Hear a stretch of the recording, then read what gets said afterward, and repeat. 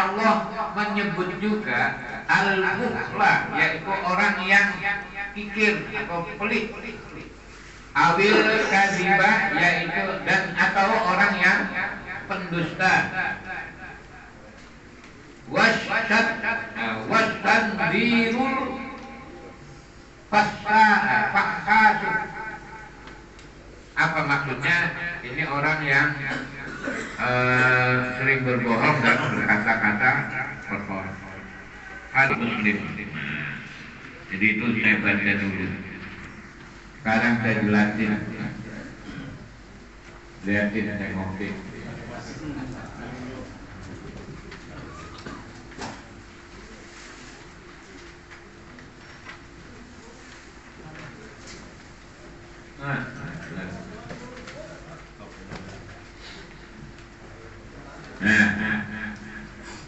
Jadi ini hadis yang ke-35.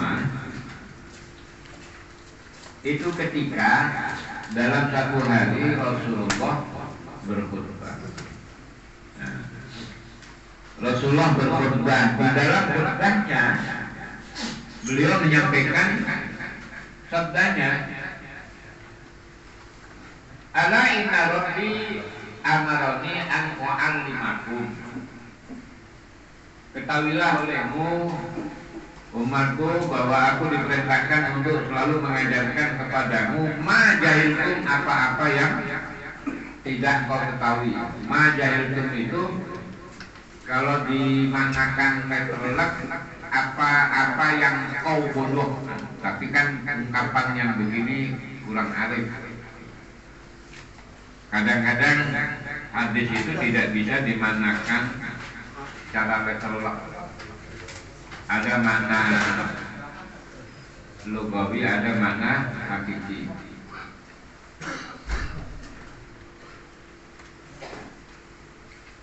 Jadi kata Rasulullah, Allah memerintahkan kepadaku untuk mengajarkan kepadamu apa-apa yang tidak kau ketahui. Mimma 'allamani yaumi hadza,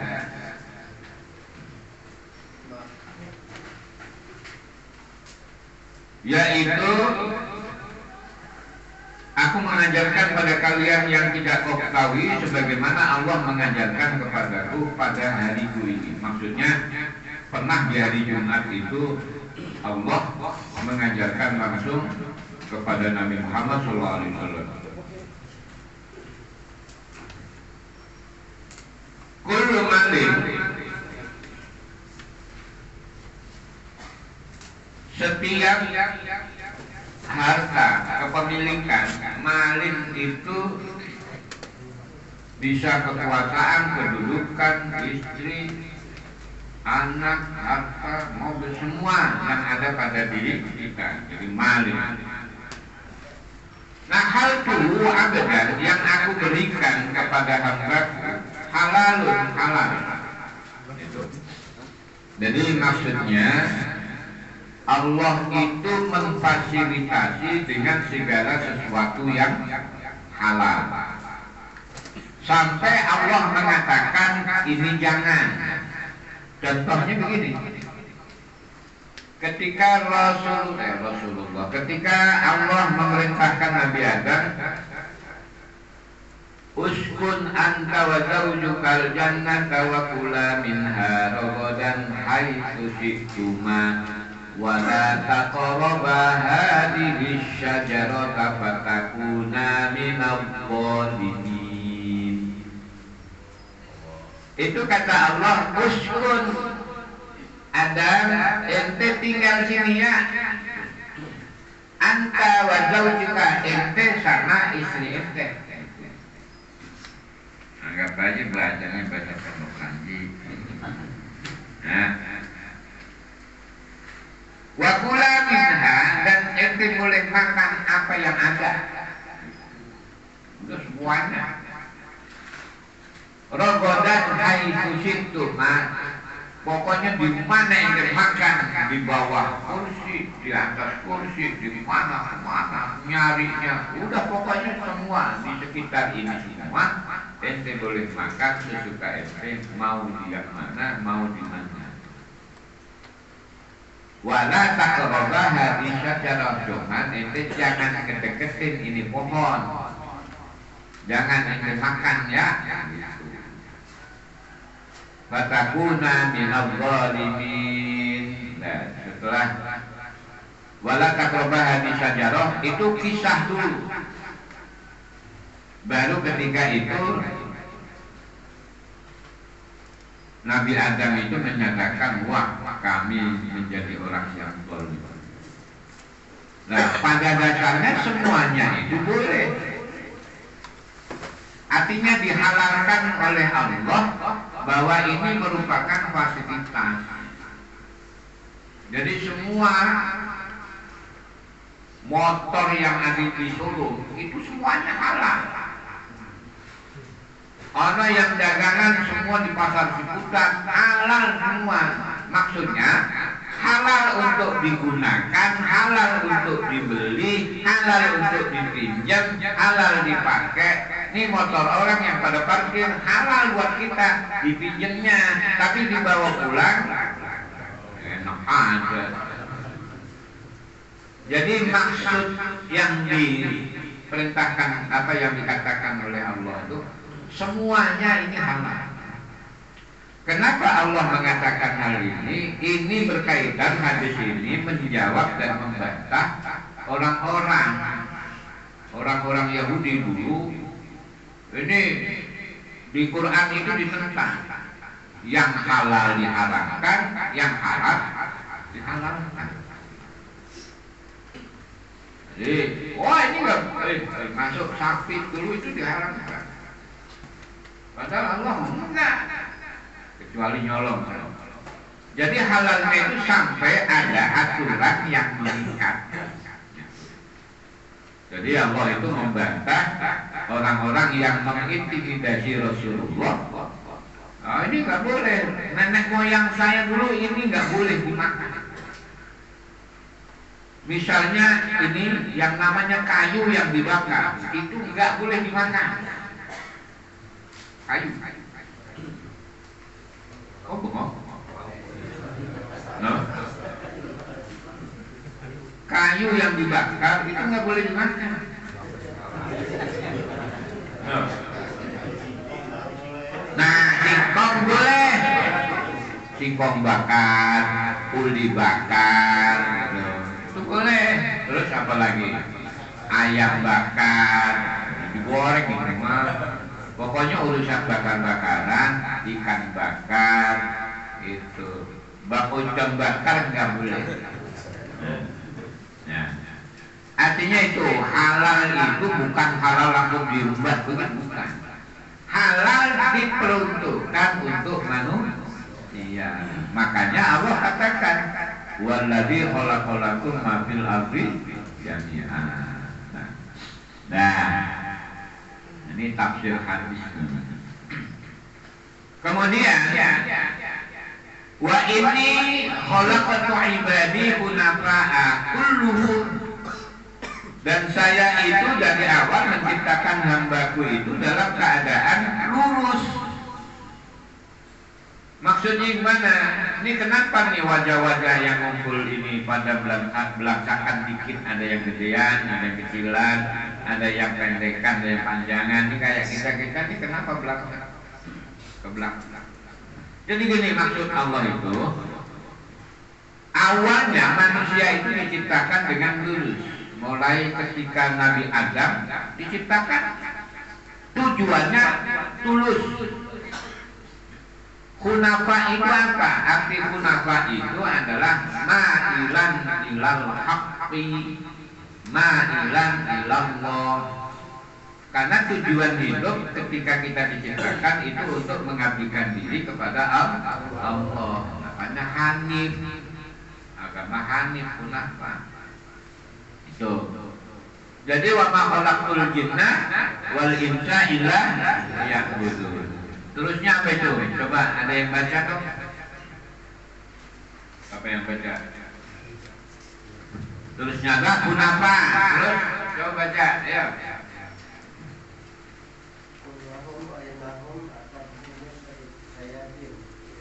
Bapak. Kulluhum. Terus?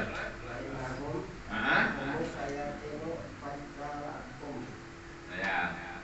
Fajtalakkum. Kemudian Allah ciptakan kita dalam keadaan ketulusan. Terus datang itu setan. Ada setan laki, ada yang perempuan. Yang setan laki kadang-kadang ganteng, yang perempuan kadang-kadang cakep. Padahal mah aslinya menjelek. Tapi karena setan pintar sikapnya, jadi kelihatan cakep. Makanya kalau ada orang yang girang merasa nikah sama jin itu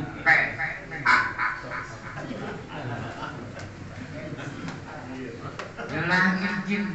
Karena Rasulullah sendiri kau ditutupi oleh sikinya oleh jin, dan jangan kau berharap melihat jin aslinya. Jelek, peset, dower, wah, pokoknya bau. Karena sikutnya datang mempengaruhi manusia, gitu kan? Terusnya apa tuh? Ada terusnya tuh. Andinihim. Akhirnya setan itu mempengaruhi manusia sehingga menggelincirkan dari keagamaan. Nah, maksud keagamaan itu jalan yang lurus. Tadi kan disebut ini khalaqatu ibadi hunafa. Hunafa itu cenderung kepada agama. Ma'ilan ilad din, ma'ilan ilallah, ma'ilan ilal haq. Ma'ilan itu pokoknya cenderung. Berarti kalau cenderung ada sisi gelapnya. Apa itu? Syahwatnya juga tinggi. Nah, intinya walaupun syahwat ada di dalam diri kita, ini tujuan Allah itu benar, lurus. Tapi karena gara-gara setan ngajakin kita, alladzi yuwaswisu fi sudurin nas minal jin. Nih kita harus kumpul begini. Kenapa? Setan kemarin tadi malam, kemarin 2 minggu yang lalu ngajakin kita kemana-mana itu. Makanya setan itu masuknya kepada nafsu kita, jiwa kita. Inna nafsa la'ammaratun bisu. Pokoknya setan itu yang ngajak-ngajak meres, ngajak-ngajak begitu, mutil, terus usil sama orang lain. Itu setan itu. Saking halusnya setan itu, saking pinternya itu setan, sampai wajahnya itu sama sama yang berbuat. Ya. Coba kalau ada yang berbuat, ya, kalau ada yang berbuat buruk, nah itu wajah setan. Karena perbuatan buruknya. Karena setan itu menggunakan jasad kita. Pernah nggak ada yang lihat setan? Hah? Sering. Ya kita sendiri setan. Kalau dalam keburukan, tapi kalau dalam kebaikan, ini kita baru manusia. Ini artinya kita harus menyadarkan diri. Karena keburukan kita itu muncul karena sifat syaitaniyah yang dalam diri kita. Makanya di situ minal jinnati wanas, termasuk jin ya iblis, ama ponakan cucunya itu iblis sama itu. Wanas manusia yang karakternya ngikut setan, itu namanya setan manusia. Siapa itu? Hah? Siapa? Saya, itu aja ngomong apa sih? Ya kita. Nah, kadang-kadang kita kudu ngaku. Iya. Makanya jangan suka bilang setan lo. Itu saja lu juga setan. Nah. Terus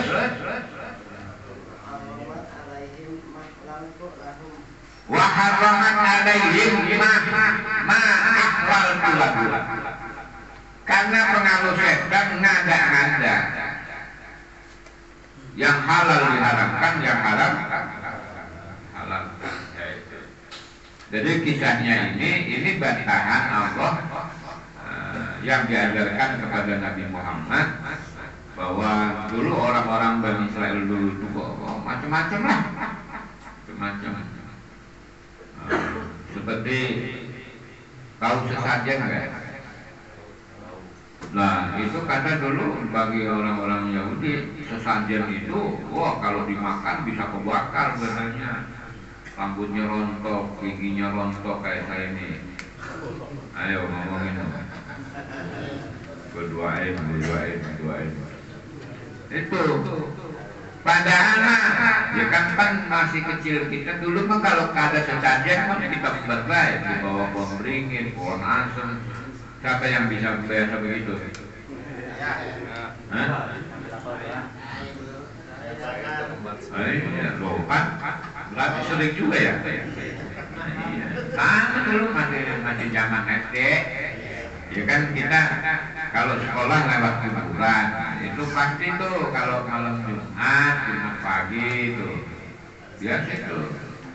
Pokoknya kalau berangkat sekolah hari Jumat enggak lewat jalan biasa, lewat kuburan itu kan gitu. Terus sampai mana tadi?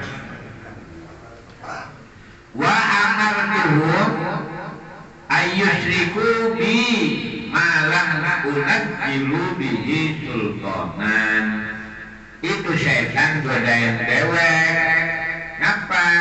Bikin kita syirik kepada Allah, menyekutukan Allah. Maksudnya menyekutukan itu berpikir tidak berpikir Allah, tapi berpikir dunia doang. Padahal dunia itu milik Allah. Artinya apa? Supaya kita syirik. Ya Allah, bismillah saya mau ngojek, mudah-mudahan kau ridho kasih rezeki ya Allah, gitu. Kalau kita obsesinya kepada keduniaan aja, itu namanya syirik. Emang syirik bagaimana? Kan yahsabuna annahum apa namanya? Yahsabu annama lahum akhlada. Mereka mengira bahwa hidup itu tergantung miliknya. Kalau orang madang mati. Nih kalau nggak madang seminggu apa yang jadi? Nah, mulai apa lagi? Lemah, tapi belum mati kan? Belum. Lapar amat ini. Paling ngaco paling enggak. Kalau mati ya lama-lama mati. Asal orang nggak makan seminggu, terus nggak ada suaranya, nggak bisa melek, pasti mati tuh. Nah, ini kalau ada tetangga nggak makan seminggu, terus nggak ada suaranya, kagak keluar rumah, terus melek kagak bisa, itu sholatin aja yang begitu mah. Nah, ya kalau dibangun masih bisa bangun mah, oh masih hidup lah. Ya nanti kalau ada tetangga begitu bilangin, oh, mati loh, jangan tanya. Nah, jadi itu setan-setan itu goda kita. Itu menuju pada kesyirikan. Setan itu ngajaknya udah 4 tanya, kagak ada orang ini. Nah, dan ajakan itu, setan-setan itu tidak pernah Allah berikan kekuasaan. Jadi setan itu cuma godain kita, tidak bisa menjerumuskan kita ke neraka. Setan itu tidak menjamin kita ke neraka, tapi ajakannya yang bisa menjerumuskan kita ke neraka. Penguasa neraka itu bukan setan. Makanya kalau sudah mulai ngeliatin, ada yang pakai cincin nggak? Liatin, baik. Ini kayak ngajinya lama ini ngajinya. Akhirnya sampai ngajinya jangan lama.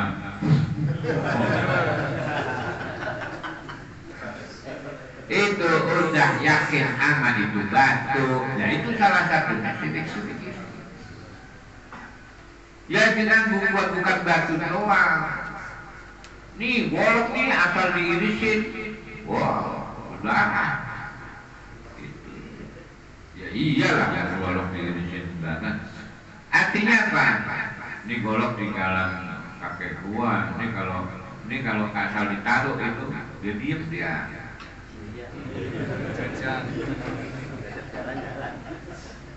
Dia diem. Nah, asal dipegang udah rasanya gimana gitu. Iya. Ya, pernah kan pegang golok?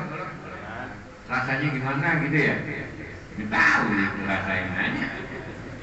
Nah, jadi itu syirik itu terfokus kepada selain Allah, makhluk, entah hartanya, kekuasaannya, udah pokoknya kalau urusan dunia mau udah apa aja diturutin. Giliran dipanggil salat, Allahu Akbar, Allahu Akbar.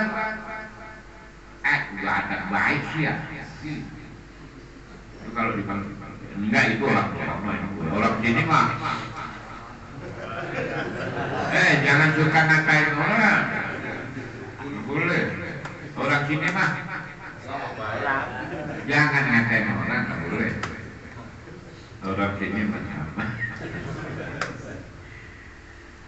Wa inna Allaha nadara ila ahlil ardi, dan Allah itu selalu melihat orang-orang yang penghuni bumi. Fama qamarhum arabahum wa ajabahum wa ajamahum, dan karena perilakunya yang terpengaruh dengan setan tadi sampai dia syirik, maka Allah murka. Ya yang dimurkai oleh Allah ya orang Arab juga, orang Ajam. Maksudnya karena ini ngomongnya di Arab, ini nggak ada bahasa Pondok Ranji sama dekat musola Taqwa, nggak ada di sini. Ya, maksudnya Allah murka kepada orang Arab dan juga orang Ajam. Karena di Arab itu ada dua, orang Arab asli dan orang Ajam. Orang Ajam itu apa? Orang zaman dahulu. Ya, zaman dahulu yang udah merong, udah aduh, masya Allah, baunya aduh. Ajam, ya apa namanya kalau bahasa kita mah orang Badui. Nah, ya, Badui Arab. Badui Arab ya cakep. Nggak percaya sono dah. Nah, illa baqaya yang ahli kitabi. Jadi semua rata-rata penduduk bumi Arab ke orang Ajam ke Allah murka. Illa baqaya. Baqaya itu baqo. Jadi kecuali orang-orang lama yang tertinggal.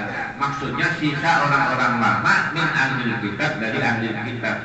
Maksudnya sebelum umat Nabi. Tapi dia yang beriman. Waqala, maka Allah juga berfirman, innama yab'atsuka li'abtaliyaka wa ba'talibika. Nah, maksudnya begini. Allah itu bilang sama Nabi Muhammad, nah, ya kan Allah maksudnya boleh aja kan. Mas, aneh nyuruh itu buat ngetes, muji. Kalau ente sudah terpuji, nah baru kelihatan, oh ente mau. Jadi Allah itu memerintahkan Nabi Muhammad sebagai penjelas, penuntut, ya, menuju kebenaran. Itu Allah semata-mata menguji agar benar-benar Allah melihat ini Nabi Muhammad pantas enggak gitu. Sama ini ketua DMI kemana?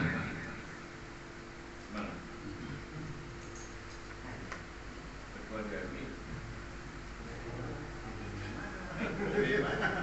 ada? Oh ada. Iya. Ngegesin doang. Aku juga kudu ditegesin. Jadi, mana nih kalau istilah kata Allah? Ane jadiin ente ketua DMI, ane uji ente pantas bisa apa enggak? Termasuk wakil ketua yang bisa enggak?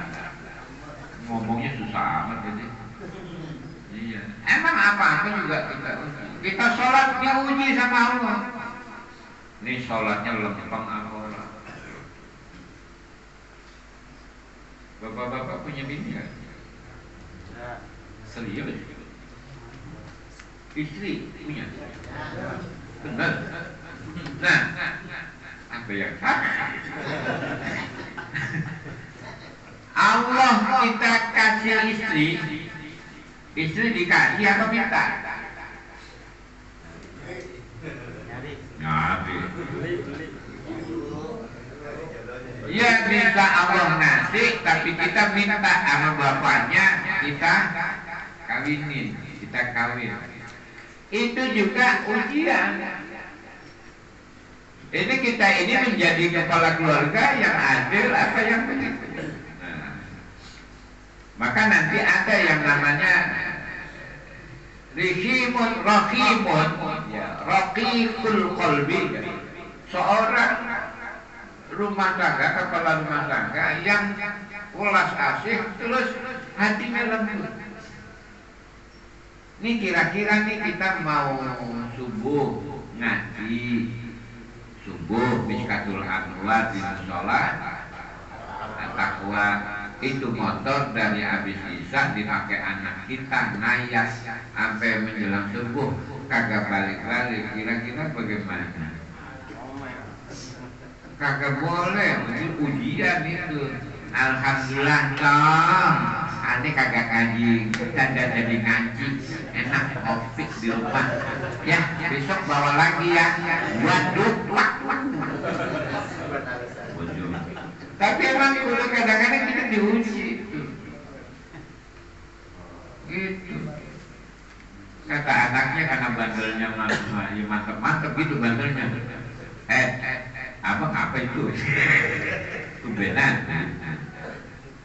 Jadi kita itu semuanya diuji. Kullu syai'in bila setiap segala sesuatu selain Allah juga uji kita, semua itu ujian. Alam semesta ujian. Kullu nafsin dha'iqatul maut wa inna wala nabluukum bisyarri wal khairi fitnah. Setiap manusia pasti mati. Percaya nggak? Mau? Saya doain sekarang. Ya walaupun saya doain, kalau belum waktunya nggak juga, kenapa takut?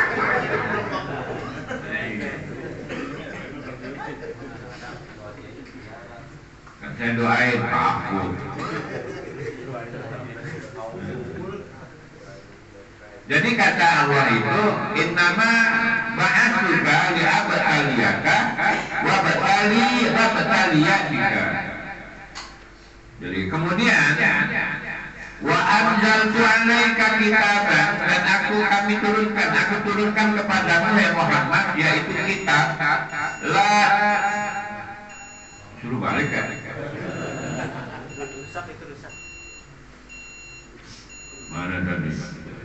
La ya'jiluhul ma'u. Saya turunkan kepadamu ya Muhammad kitab yang tidak akan hilang karena air. Jadi la ya'jiluhul ma'u itu yang tidak bisa dicuci sama air. Ini kata kiasan. Ya. Artinya kalau kertas direndam hancur nggak? Ya hancur. Quran itu bukan kertas, Quran itu adalah kalangnya. Tapi kalang kalau sudah masuk di hati, jadinya hafid, apa? Dicuci sampai pakai renso satu gerobak, bilang nggak apa? Iya. Tapi kalau pikiran terus melulu, makanya hafalannya jadi hilang. Jadi ini yang dimaksud adalah bila engkau baca yaqra'uhu na'iman wa yaqdani wa yaqdani. Bila Al-Quran itu dibaca dalam keadaan tidur atau terjaga, maka itu akan meresap dalam hati. Sehingga Rasulullah itu pernah bilang, saya tidur tapi hati saya nggak tidur. Beda sama ente. Kalau kita ngaji mengaji, tapi artinya Bapak sendiri yang ngomong, saya cuma ngawalin itu, jangan suka ngatain dewek begitu. Nah, kita mah ngaji, cuman artinya artinya mantang, maksud saya begitu. Iya, ya emang benar. Iya. Sampai mana nih? Nah, wa inna Allaha amarani istakhrijuhu. Nah, ini maksudnya. Dan sesungguhnya Allah memerintahkan kami mengusir mereka, maksudnya orang-orang kafir Quraisy dan orang Yahudi, Ajam dan Arabi tadi.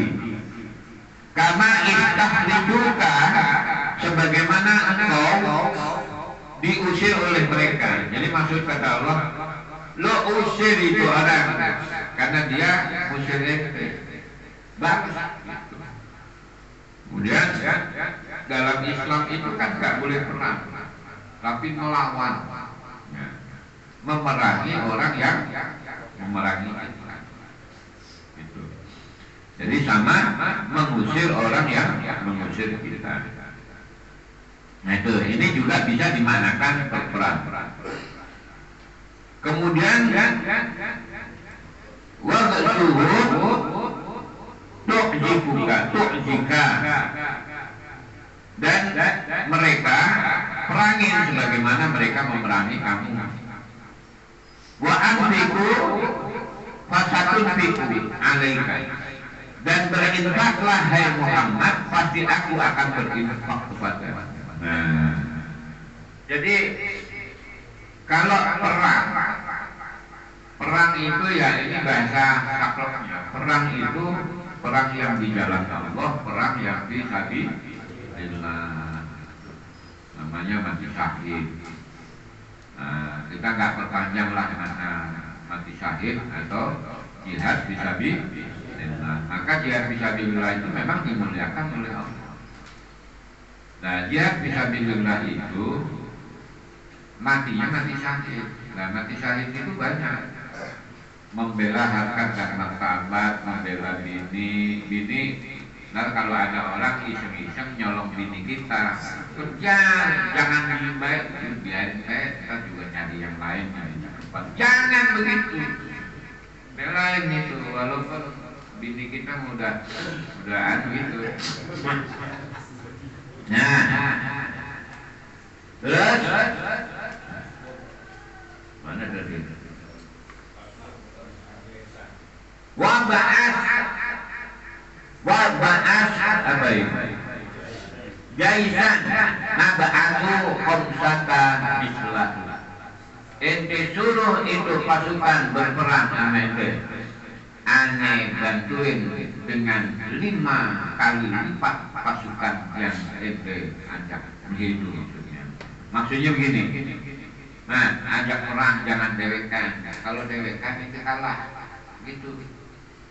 Jadi bareng-bareng ajak anak teman-teman yang sesuai, yang taat, yang ikut dan beriman masuk Islam. Kalau ente dengan tulus nggak usah takut, ane bantuin, ane kirim pasukan 5 kali lipat. Maka di dalam Al-Quran itu diceritakan perang Badar. Perang Badar itu pasukan Nabi 313, pasukan orang kafir itu 1000 lebih, pasukan orang Islam yang baik kuda 2 orang doang, nah, pamannya. Kemudian yang naik onta ada 6, yang lain jalan kaki. Tombaknya 11, terus yang bawa panah itu cuma 8, yang lain jalan kaki. Nggak bawa apa, bawa pentungan, ada kayu dia bawa, ada sapu gagangnya doang, itu dibawa. Yang lain sholat kudanya berderet. Tapi karena Allah berjanji kepada Nabi Muhammad sebagaimana yang dikatakan ini, maka yumdidukum bi khamsati alafin minal malaikati munzalin. Akhirnya Allah turunkan pasukan malaikat 5.000. Dan Allah bikin itu orang-orang kafir Quraisy kan melihat pasukan banyak kita. Ketika melihat pasukan Islam justru lebih banyak dari pasukan yang itu kelihatannya orang kafir banyak banget itu. Nah, pasukan Muslim itu kan cuma 313, tapi ngelihat pasukan musyrikin itu jadi dikit, dikit doang, enteng begitu. Itu cara Allah merubah. Tapi kalau Allah mau ya begitu. Ini kalau Allah mau nih kita ngaji bisa ini hilang semua, tinggal dewekan saya doang. Bisa. Saya ya karena ngaji dewekan mendingan pulang. Umpama aja Allah. Api membakar ya. Kalau ada api dingin, percaya nggak? Hah? Mana korek-korek? Korek-korek. Coba kan. Percaya nggak kalau api itu dingin? Hah? Nggak masuk akal kan? Ini kadang-kadang yang nggak akal-akal juga mau percaya saya dingin. Coba bakar. Ini pengen tahu Pak Haji Janur. Api itu pasti membakar menurut logika kita. Api membakar itu karena Allah menghendaki api membakar. Tapi kalau Allah menghendaki api tidak membakar, buktinya Nabi Ibrahim nyantai-nyantai aja. Itu Nabi Ibrahim dibakar sama Raja Namrud. Dia ngeteh doang, ngeteh sama roti makan roti nyantai. Roti bakar, roti gambang dulu. Sedikit.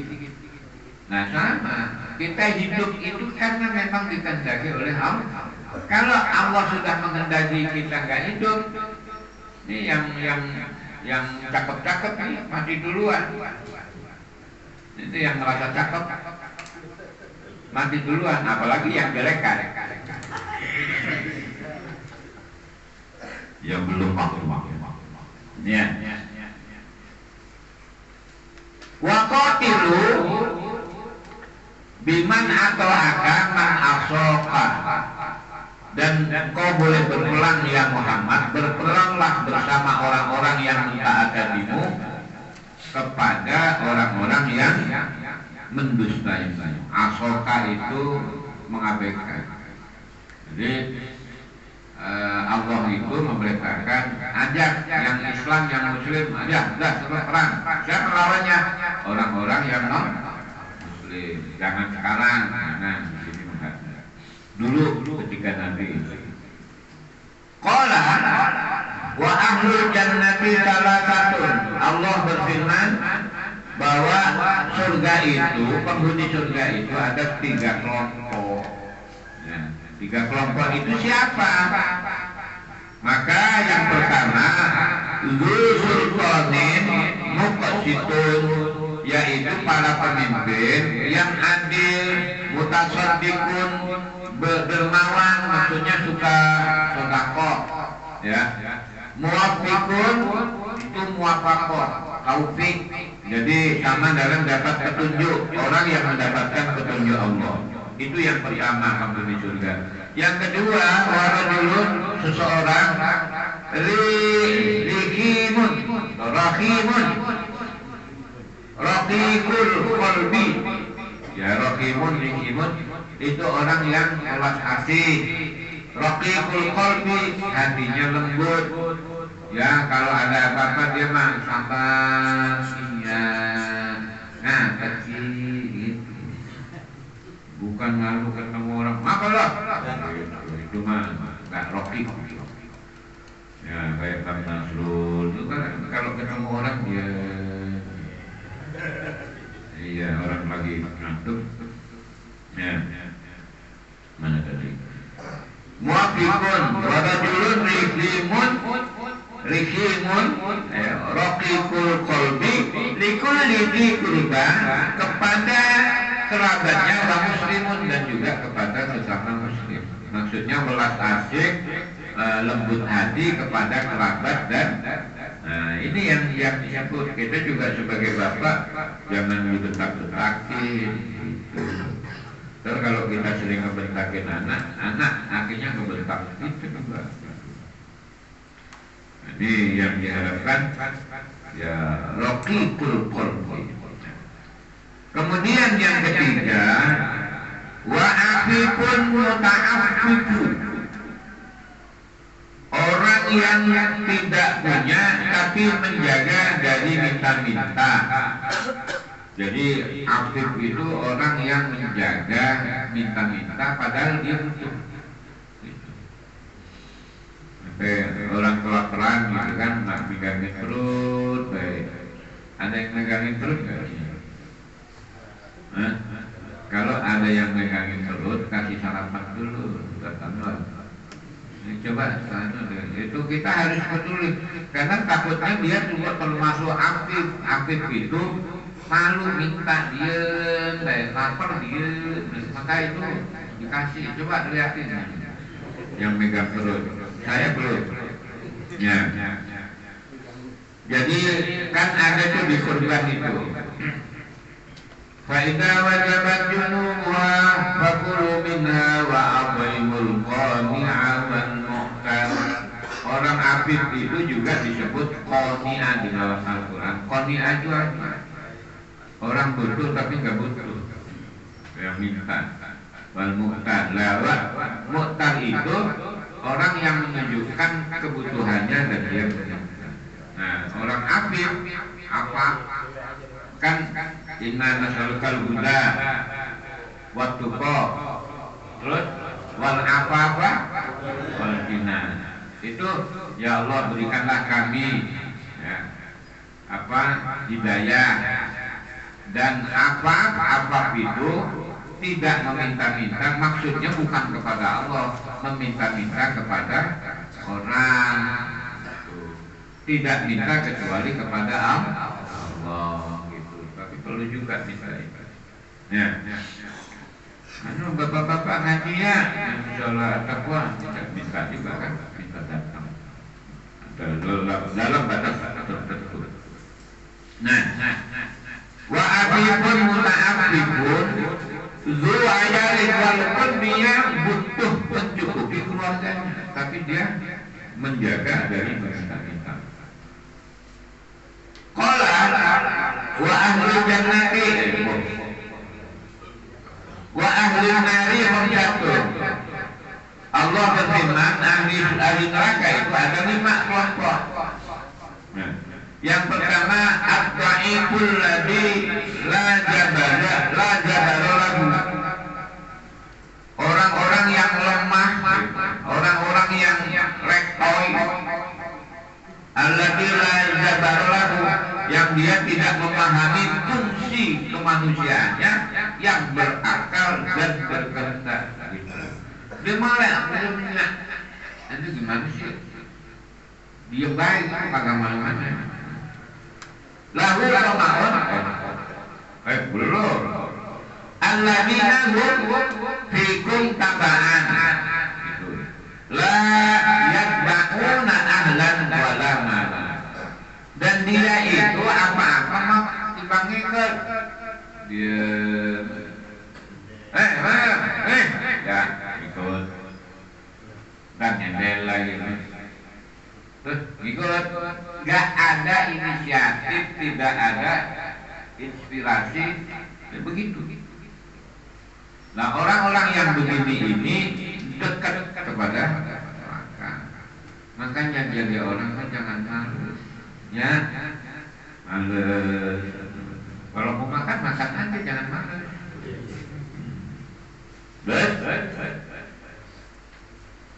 Taba'anlah yadga'una ahlan wala malan, sehingga dia tidak ada upaya-upaya untuk mencukupi kebutuhan keluarganya dan juga butuh untuk mencari kebutuhan. Maksudnya apa? Usaha ngojek apa supaya dapat hasil. Orang yang ngumpulin aku aja jadi gitu kan. Jadi nggak ada motivasi untuk berusaha. Yang kedua, wal khainu, orang-orang yang berkhianat, alladzi la yakhfa, yang tidak merasa takut dalam pengkhianatannya, lahu tamaun, dan dia sangat kemaruk, wa in taqwa, walaupun sesuatu yang sangat kecil, illa khanahu, dia tetap dia hadapi. Jadi pengkhianatannya walaupun sekecil-kecilnya. Nah, sekarang kan korban nih, korban Rasulullah itu pernah bilang begini, man ista'malnahu fawqa amalin, siapa yang aku tunjuk atas dasar hukum atau agama sebagai amalin, maka tamanami yang berkhianat, maka dia menyembunyikan sesuatu walaupun hanya selubang jarum, yakni yaumal qiyamati, maka dia akan datang di hari kiamat gululan, sebagai orang gulul. Gulul itu khianatan ilallah. Ada nggak yang kalau motong korban itu torpedonya diambil dulu? Nah, ada. Terus dikantongin apa bagaimana itu? Dikantongin terus, nah, ditunjukin tolak kan? Nah, diumpetin. Woi, torpedo, gitu nggak? Terus diumpetin gitu. Kenapa itu diumpetin? Hah? Malu. Dia nggak mau orang tak. Nah, kata Rasulullah, yang namanya kebaikan itu perbuatan baik, kita senang melakukan, orang lain senang melihatnya. Yang namanya keburukan, kita sendiri ogah sebenarnya, apalagi kalau orang tahu. Maka kalau yang diumpet-umpetin begitu, itu namanya keburukan. Keburukan dalam agama, yaitu sama amamu mutil kan, mutil. Nah ini kadang-kadang masih ada nggak yang begitu? Hati-hati itu. Nah ini harus hati-hati. Kenapa? Karena ibadah kurban itu ibadah. Makanya Allah itu menekan kita. Walikulli ummatin ja'alna mansakan liyadhkuru ismallahi 'ala ma razaqahum min bahimatil an'am. Bagi setiap umat, maksudnya umat sebelum dan sesudah Nabi, itu tetap disyariatkan yang namanya kurban, ibadah kurban. Untuk apa? Lihat kurus Allah ala ma razaqahum min bahimatil an'am, yaitu untuk mengingat Allah dalam bentuk binatang ternak yang dapat beli hasil dari rezeki yang diberikan oleh Allah. Nah, terus apa yang harus dikuatkan? Fa'ilahukum ilahu waqif. Maka yang terpenting dalam ibadah kurban itu harus mentauhidkan Allah. Makanya motong kurban harus baca Bismillah. Itu bagai bukti ketauhidan Allah yang kita akui. Terus apa lagi? Falahu aslimu, berserah diri. Jangan karena ongkos, jangan karena nyari torpedo, jangan karena begini begitu. Lah panitia kurban, terus ada yang berkorban, dan berkorban korban daging Pak. Ntar kaki depan dua-duanya, kaki belakang dua-duanya, hati sama kepala saya bawa. Ya ini sok pinter, sok tahu, hukumnya nggak tahu. Dia bilang potong derek aja Pak. Ini yang di neraka ini. Jangan main-main. Khianatan ilallah. Sok tahu banyak. Apalagi panitia sekaligus jual sapi, sekalian ongkos potong. Nggak boleh, fikirnya baca. Makanya kalau ngaji fikir mau bangga. Nggak boleh. Bapak motong sini harus bayar 250 kambing, 500 sapi. Itu syarat. Allah memberikan hibah, kita mensyaratkan. Emang kita lebih hebat daripada Allah? Ini kadang-kadang aduh, ngeri. Apalagi ketua panitianya, namanya juga panitia. Amilin itu, kalau banyak kita pikir amilin itu ditunjuk oleh imam. Ya memang kan yang nunjuk pemerintah nggak akan nunjuk amilin kurban kan? Ya nggak apa-apa, akhirnya terbentuknya itu karena paham masalah kurban. Ini namanya melek kagak, dagang sapi orang, beli sapi kagak bisa nawar. Asal ada yang masuk korban, anu Pak, bayar administrasi buat pelaksanaan kurban, nggak boleh. Kalau mau minta infak untuk kurban silahkan boleh, tapi jangan disebutin. Karena kalau disebutin infaknya habis gini, itu namanya mensyarati. Makanya sampai itu kan namanya kurban itu sensitif. Emang kita pada wangkang. Makanya Rasulullah sampai bilang begini nih, Mamba'a kilda udhiyatu pada udhiyatu. Lo kalau kurban, lo jual kulitnya, habis itu kurban, gak diterima. Jadi saya nih berkurban, kulit maka gak ada yang mau, udah mendingan saya jual lumayan buat rokok, ngopi. Haram itu, bahkan saya berkorban hilang. Apalagi panitia soal puasa, kan Pak udah diserahin Pak sama panitia, itu kan terlambat dia.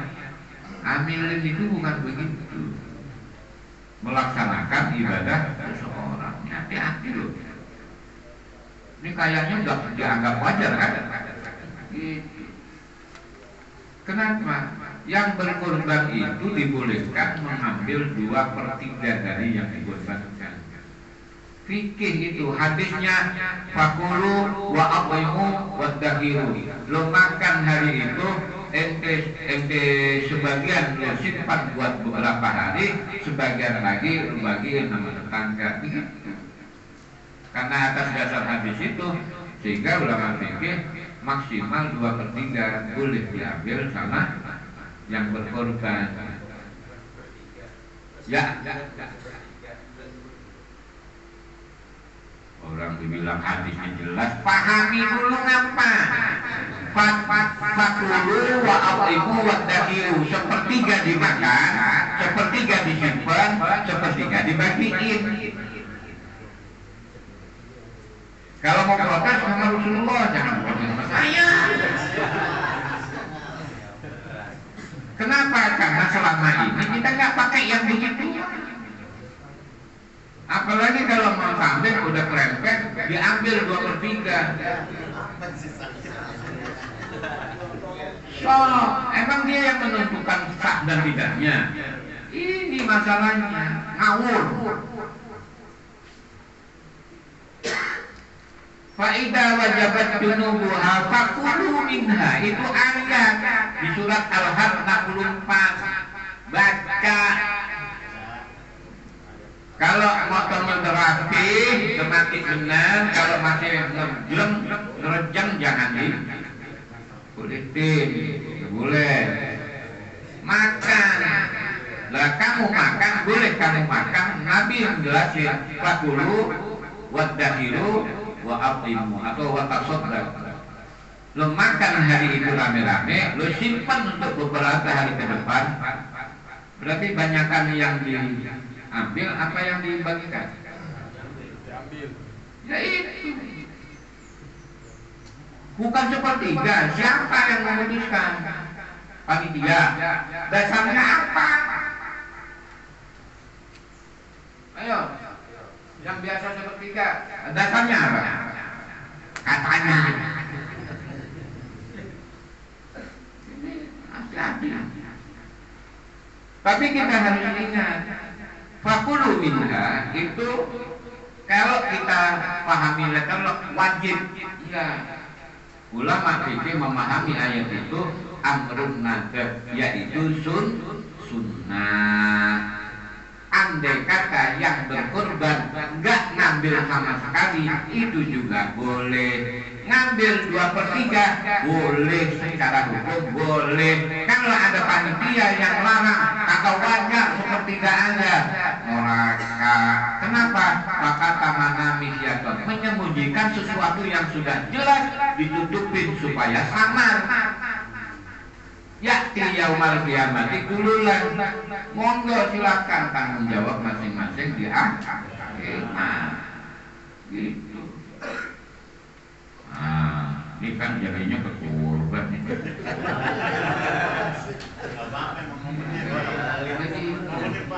Coba hati-hati nih di musola, hati. Jangan bilang itu samping kambing diambil 2/3, potong aja dewek, jangan. Itu sudah dosa. Terima. Ya Rasulullah, ini bagaimana? Ini segini. Ma'atallah faqulu. Apa yang Allah amanatin itu laksanakan kurban.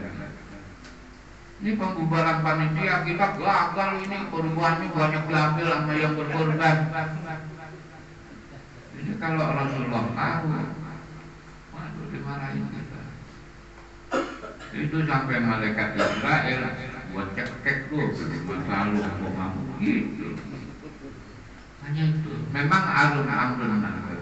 Dan sampai Rasulullah itu bilang sama Ali bin Abi Thalib, lu kan motong 20, kan Nabi dapat hadiah 40 kambing, dipotong Nabi 20, Ali 40.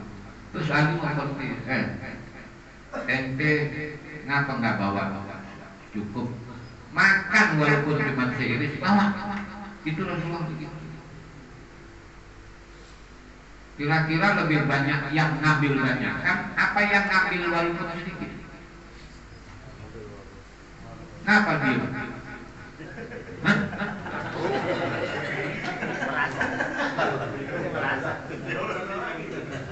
Ya kan? Itu Nabi. Kita nggak pernah mengaget Nabi. Nabi itu seberapa ambilnya? Nabi tengah motong, dimasak, diundang semua makan. Maka nanti kalau hanya sekedar panitia yang belum tentu ambil, saya nggak berani mengatakan ambil karena ambil orang hukumnya juga nggak tahu. Menerima apa? Pembelian sapi kurban sudah termasuk ongkos potong, subhat, bahkan ada yang haram. Ini ibadah nggak campur. Kalau ada spanduk menjual hewan kurban, haram hewan kurban dijual.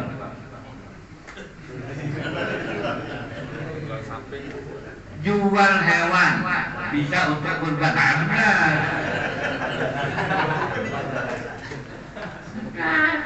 Kulitnya aja haram. Nih fikih itu kadang benar. Makanya saya bilang pernah itu kan, Bapak pengen merokok, punya rokok, nggak punya korek. Terus minjem apa minta? Kalau minjem secara fikih wajib balikin. Ya apa yang dipinjam, apinya juga dipinjam, balikin. Itu fikih. Makanya kalau yang begitu minta apinya, itu yang bagus.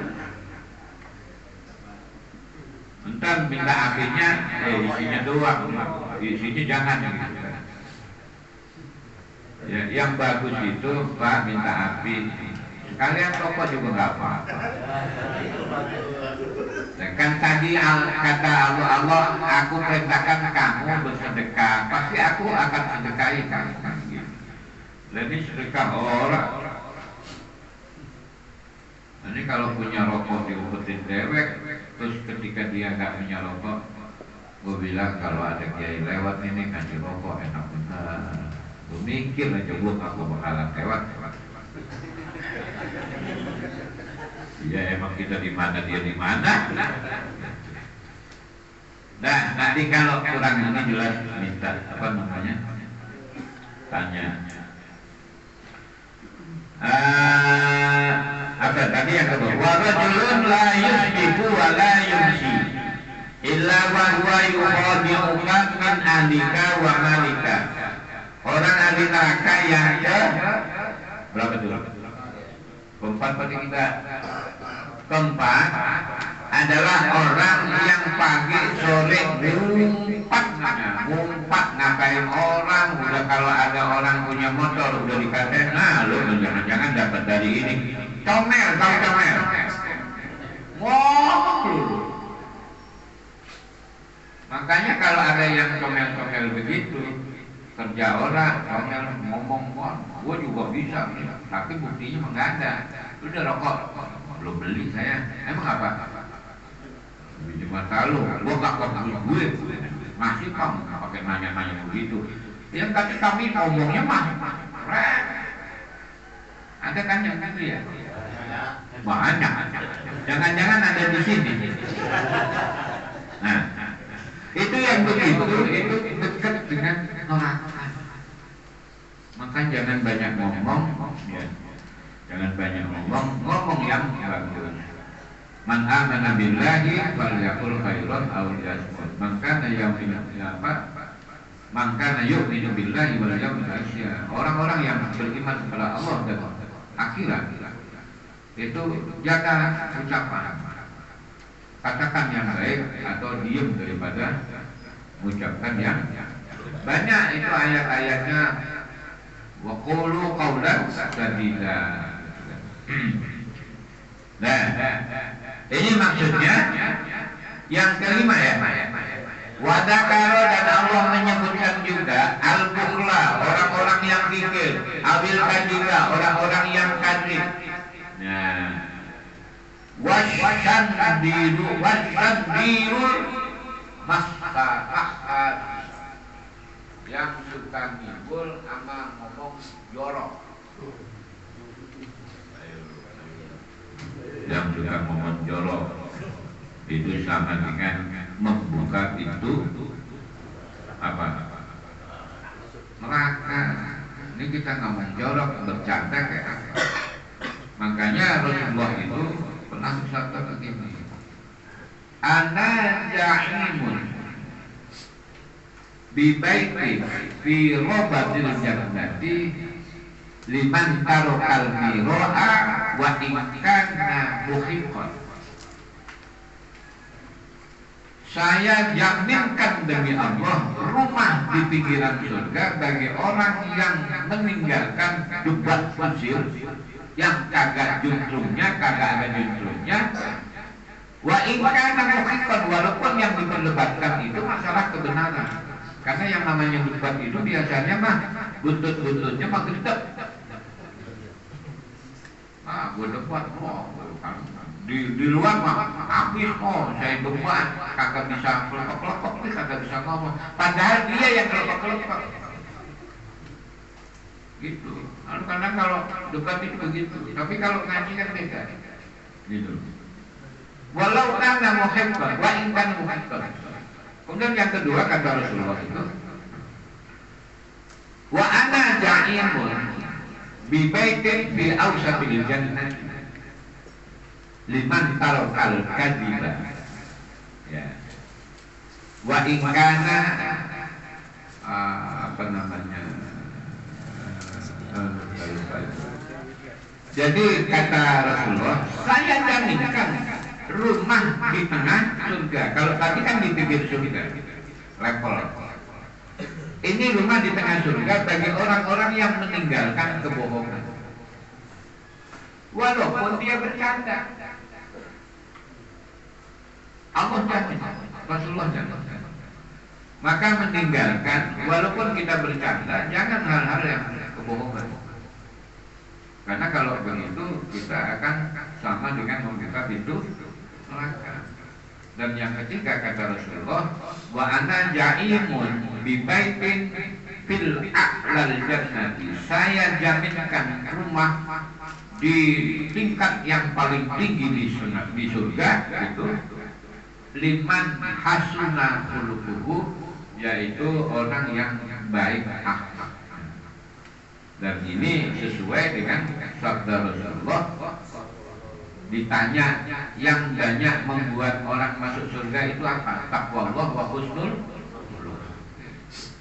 Makanya di sini raqiqul qalbi. Ini akhlak orang tua kepada keluarga itu harus welas asih dan lapang hati, lembut hati. Gitu. Nah, jadi kesimpulannya bahwa hadis kursi ini Allah menguatkan jati diri Nabi Muhammad di mata umatnya, baik yang sudah masuk Islam maupun yang belum masuk Islam, menjawab bantahan karena Nabi Muhammad bilang, oh ini halal, ngawur, sama kayak panitia sih. Kok bukan sepertiga bagian yang orang seiris juga udah boleh. Dan mengedepankan memakan hewan yang dikorbankan walaupun seiris daging itu sunnah muakkad. Jadi kalau berkorban jangan mentang-mentang saya nggak biasa makan, saya nggak biasa makan kambing, saya udah cukup lah. Nah, ngambil, kalaupun harus diberikan kepada orang lain. Kalau kadang-kadang panitia nganterin daging, terus ada, Pak, saya nggak biasa makan kambing, makan kambing.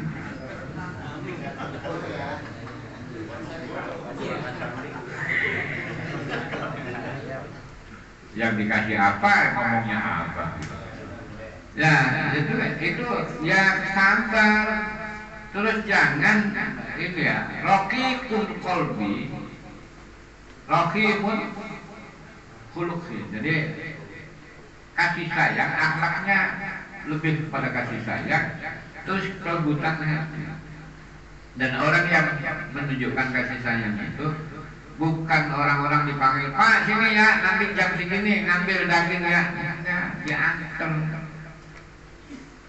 Ini kira-kira di kita ini banyakan yang diantar atau banyakan diambil? Alasannya?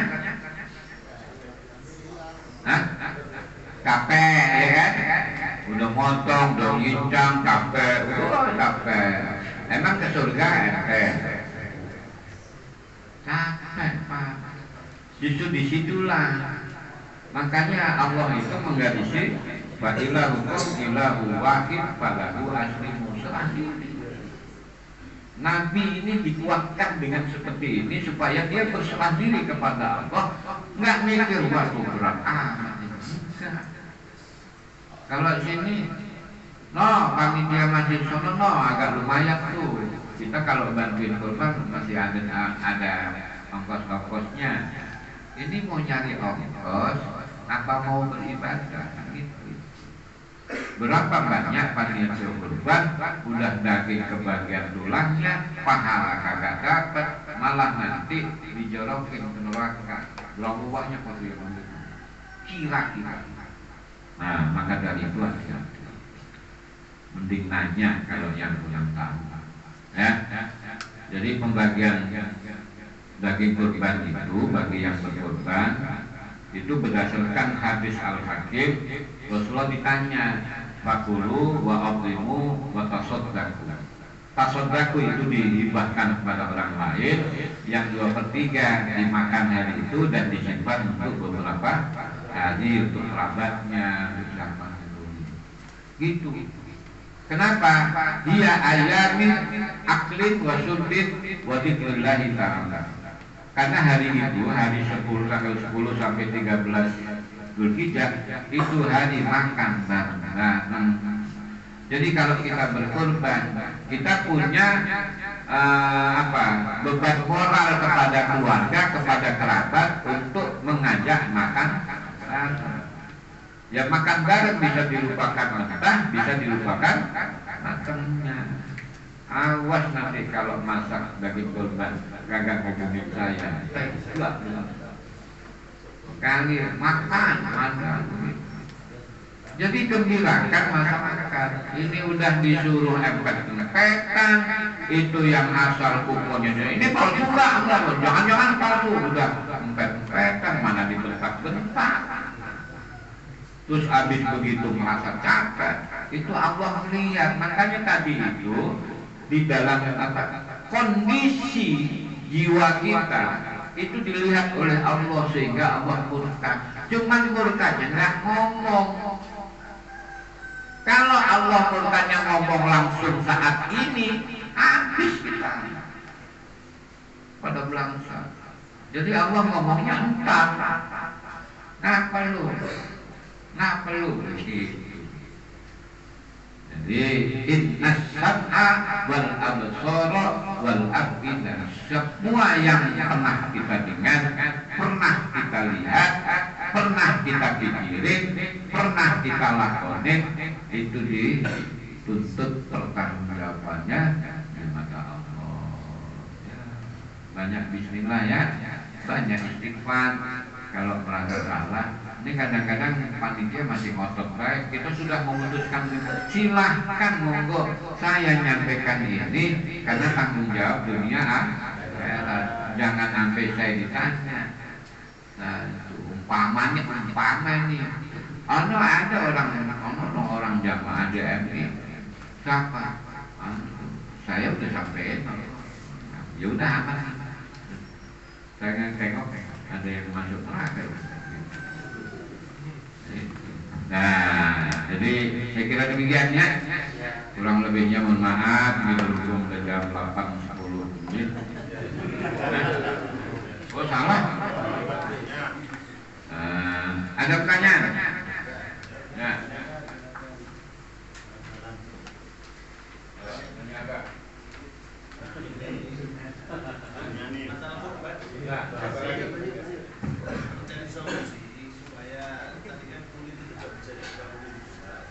Bagaimana solusinya supaya politik bisa bermanfaat untuk rakyat? Nabi itu tadi saya bilang, berkorban itu untuk bisa memberikan kesenangan kepada masyarakat, makan dan bukan merubah manfaat menjadi seakan-akan manfaat. Coba dipahami dulu ya. Ada sodako, ada infak. Kadang-kadang zakat itu untuk makan lima sakit, bukan buat yayasan. Ada yang baru dia zakat karena zakat mal katanya, masih kekurangan dana. Ayatnya sudah jelas. Lil fuqara wal linya lit tablik kalau dalam ilmu tafsir. Memang milik dia, jangan direka-reka. Kurban untuk makan barang. Dia ayamin, dia yaumi aklin wa syurbin wa dzikrillah ta'ala.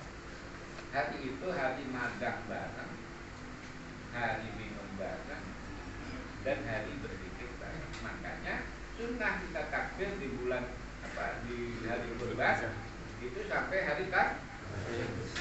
Kalau Idul Fitri kan habis sholat udah, masih ada sampai maghrib udah. Tapi kalau Idul Kurban itu sampai hari tasrik maghrib. Memang begitu. Jadi makanya bukan cuma hari pertama. Jadi kadang-kadang wah kalau dipotong nggak hari pertama nggak afdol. Allah Rasulullah itu mengatakan menggunakan kata ayat itu berarti beberapa hari, bukan satu hari. Ayami aklin wa syurbin wa dzikr, berarti bukan satu hari. Kalau satu hari pasti yaumi. Dan karena memang kita orang ejak, yaudah pokoknya antem promo aja. Antem promo apa? Ditambah saja. Menurut saya begitu. Lo yang baik buruknya aja kita bertanggung jawab, apalagi yang salah.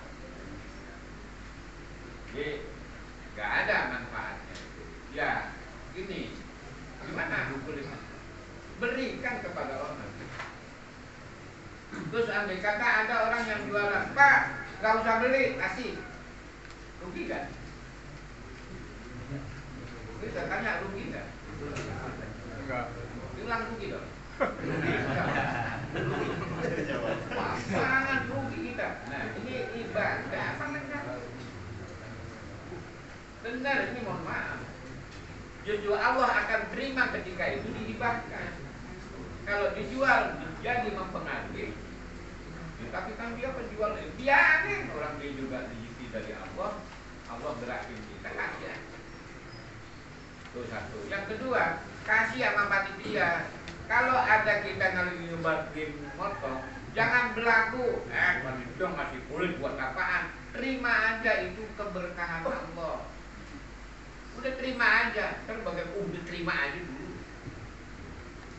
Kan kalau udah bubar,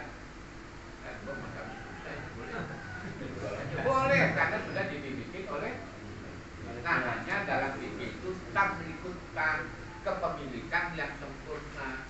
Kalau kepemilikan panitia itu belum sempurna, kenapa? Lil amanah, diamanati oleh orang yang berkorban atas nama Allah. Hakikatnya Allah mengamanati kita untuk motongin korban orang, bukan kuasain, bukan ngatur, bukan aturannya. Ini fikih itu begitu. Ini dibilangkan udah diserahin, Pak. Coba kalau istri kita diserahin, istri saya untuk di sini untuk dibawa pulang. Ya. Jadi ada bahasa yang jelas. Nah, sehingga Al-Hakim meriwayatkan mamba'a jilda udhiyat itu wala pada udhiyat.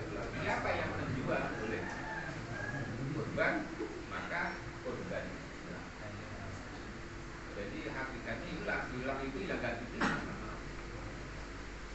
Semuanya harus dihibah, dihadiah. Dan itu sebagai tukmatur fakulu wa afimu.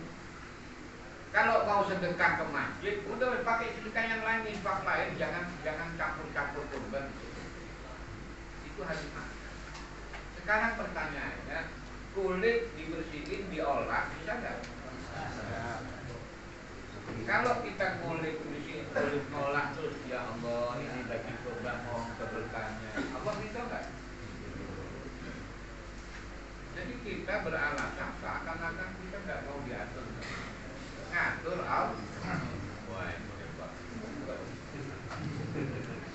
Nah, ngaku nggak? Berarti nggak putus waktu kita serahkan ke panitia itu belum putus. Jadi gini, pemilik korban itu yang berkorban. Panitia itu hanya mengkoordinir, dia tidak punya hak menguasai korban. Jadi panitia bukan pemilik korban. Yang punya korban saja nggak boleh menjual, apalagi yang diamanati.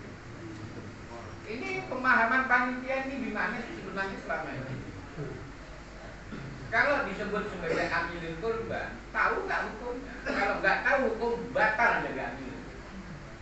Karena syarat menjadi amilin istakmalnahu imaman wa fahmun dizakat atau dirkurban. Ditunjuk oleh seorang imam, disyakat dan dia paham tentang apa yang di amil jenazah. Mandi kagak bisa, ngubur kagak bisa, jadi amil. Boleh. Karena seakan-akan bahwa kurban itu adalah kegiatan-kegiatan sosial moralitas yang bisa kemana-mana. Jadi beda, kurban itu maksusok, nggak boleh diumumkan. Ayatnya juga khusus.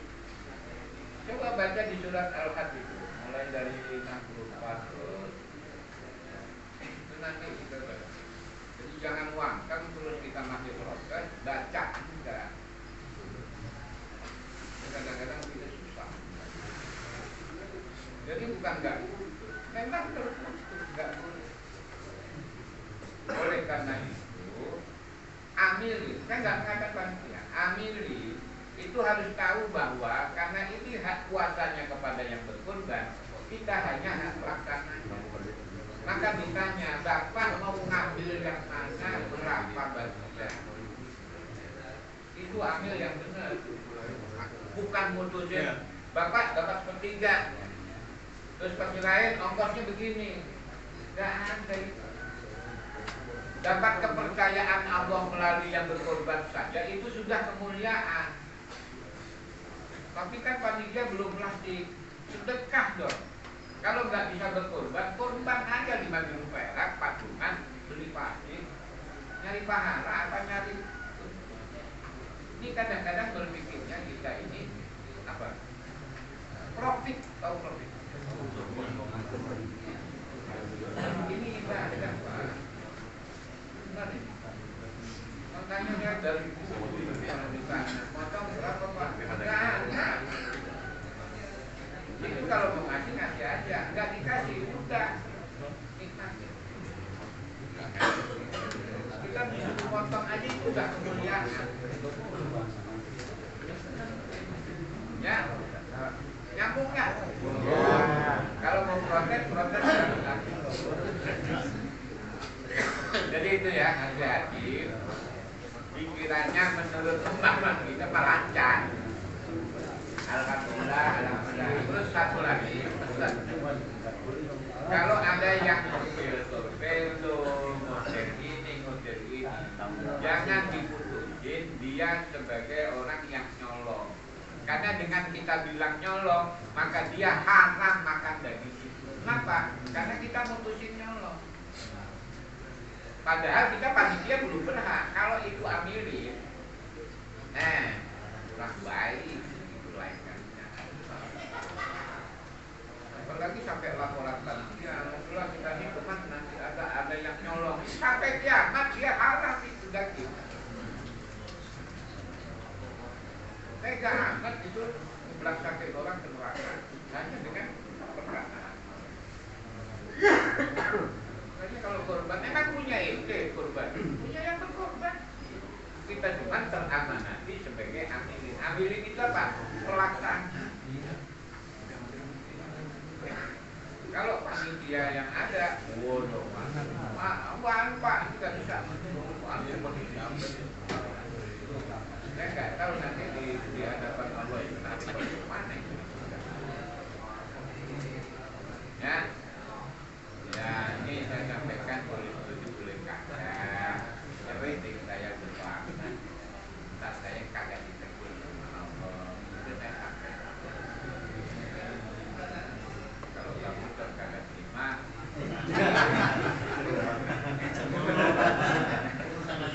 ya. Ada lagi. Enggak. Nah, silakan. Mau nanya kalau pas korban itu kan antrian, itu yang di korban itu boleh nggak makan bareng? Apalagi? Ya, sudah. Minum dulu. Kopi. Emang enak. Cuma kasihan yang nanya nggak kopi. Jadi memang yaumi akhir, hari makan bareng. Hanya ada akhlak, ada syariat. Syariatnya boleh dipotong. Yang penting potongnya setelah sholat tidur. Nah, kalau sebelum sholat dipotong dia tak habis sholat makan, itu namanya bukan sunnah. Ya, satu. Yang kedua, boleh secara umum boleh, tapi yang baik ngomong sama yang bawa korban. Bapak, korban bapak dimasak makan. Nah, terus kalau dia nanti saya pengen ngambil ntar aman Pak, aman. Mau ngambil apa? Saya ngambil 2/3. Bapak, jangan kita kasih. Karena memang jadi Rasulullah itu mengatakan sepertiga makan, sepertiga disimpan, sepertiga di nggak ada batasan. Tapi kalau yang berkorban, saya nggak ngambil. Nah, Pak, makanya jangan diatur-atur begini-begini. Karena tidak ada batasan dalam, nggak ada batasan kok dibatasi. Ya.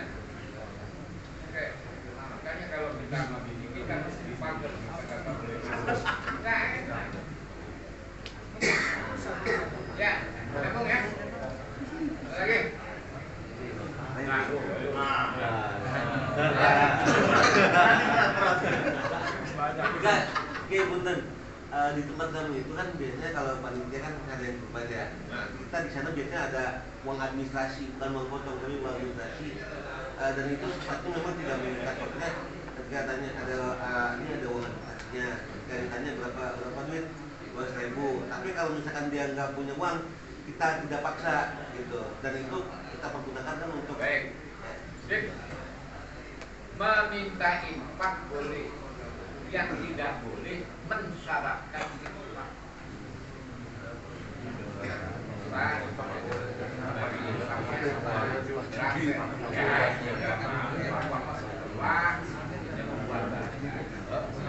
Tapi kalau pengumuman bagi yang akan berkorban, ongkos potongnya sekian, namanya cara itu yang nggak boleh. Nah, kami menyediakan daging kurban harga sekian termasuk ongkos potong, juga nggak boleh dipisah. Itu jangan dicampurkan. Kalau nanti satu contoh begini, kambing berapa biasanya yang udah 100. Nah, ternyata ongkos orang ini enggak 100, 150. Berarti kambing bagian kurban ya.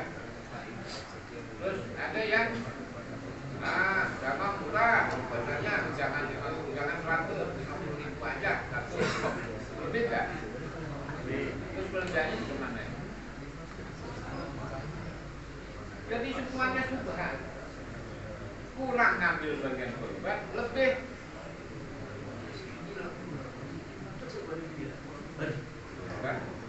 itu yang begini.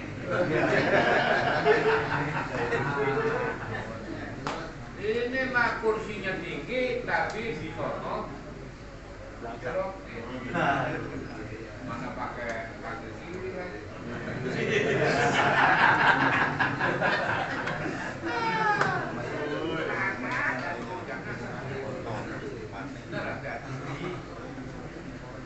Ya, saya itu motong kurban dari setelah buatan Nabi.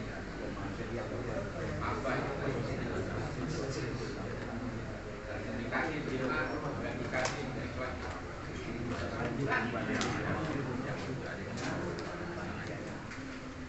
Makanya saya suka kalau mau kurban pada ngasakan di rumah. Gratis. Karena itu sudah kalau mau sedekah aja, gak usah mau berapa. Bawa aja rokok 100.000. Boleh nggak? Boleh. Bawa aja.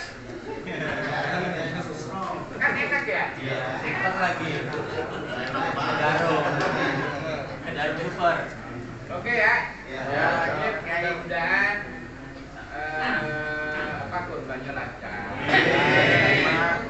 Tapi dipahami bahwa ketika membantu panitia itu yang penting adalah keyakinan kita, pemahaman kita kepada korban. Kalau kira-kira kurang pesannya, orang di grup BMI juga nanya boleh sih, kan saya ada di situ. Cuma saya nyemplungin aja, kadang haji itu lagi. Main mana ini? Saya nggak lihat dulu, makanya nanya. Kalau begini pasti saya jawab. Kalau ada pertanyaan yang baru, saya pasti jawab. Orang yang ngejar macam-macam aja saya komen. Ya, kalau saya kira demikian. Barakallahu li wa lakum. Allahumma barik lana ilman nafi'an. Barik lana sakinatan wa rahmatan. Barik lana rizqan halalan thayyiban. Barik lana afiatan fid dunya wal akhirah. Amin. Wallahul muwaffiq ila